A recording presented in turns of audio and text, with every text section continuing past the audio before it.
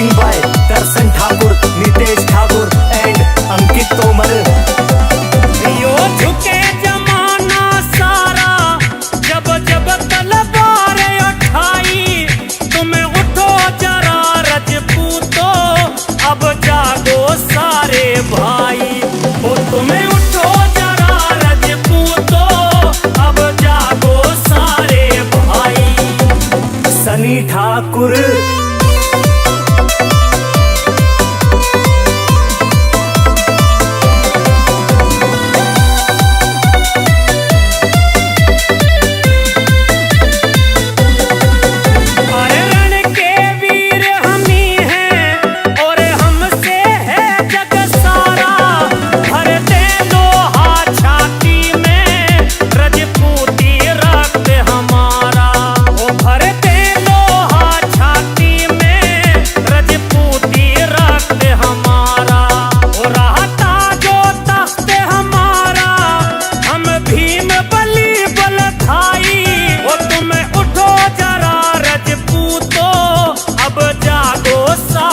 भाई।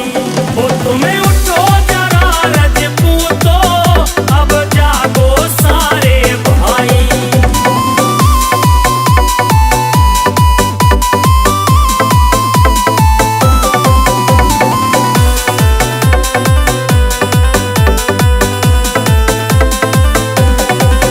लड़े शेर अकेला रण में, सर दुश्मन के उड़ जाते, हम भाले पर जब धार लगा कर आते। ओ हम राजपूत भाले पर जब धार लगा कर आते। ओ जब जब हथियार उठाते, बस देती लाश दिखाई। ओ तुम्हें उठो जरा रजपूतो, अब जागो सारे भाई। ओ तुम्हें उठो जरा रजपूतो, अब जागो सारे भाई।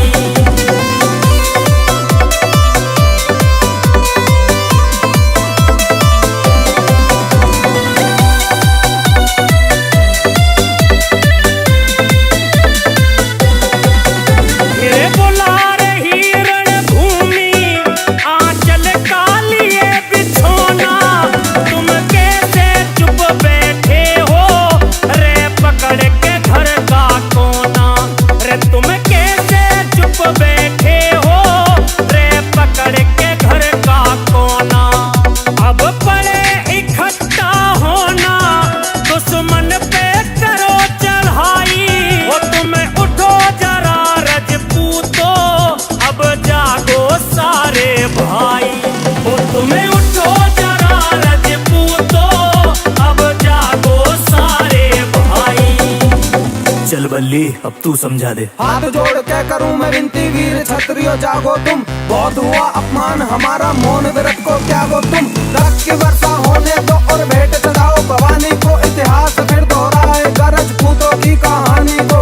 लोहे को जो पिघला दे वो रक्त हमी में मिल जाता, आघात करे जब रण में तो स्वयं काल भी हिल जाता। तरकस मेरा तीर भरो और नीर भरो, तुम बैरी को तलवार म्यान से बाहर करो और पहले काटो जहरी को। रजपूती जलवा काल स्वयं आंखों से अपनी देख रहा, कैसे राणा तलवारों से मुगलों की मुंडी फेंक रहा।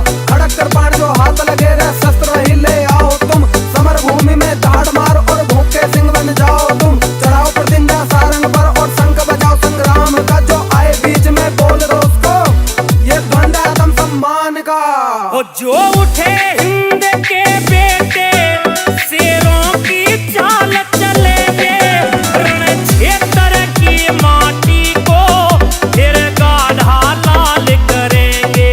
ओ रण क्षेत्र की माटी को फिर गाढ़ा लाल करेंगे। ओ जीतू हुंकार भरेंगे, रोहित ने ये बतलाई। ओ तुम्हें उठो जरा रजपूतो, अब जागो सारे भाई। ओ तुम्हें उठो जरा रजपूतो, अब जागो सारे भाई। It's a music Saif studio.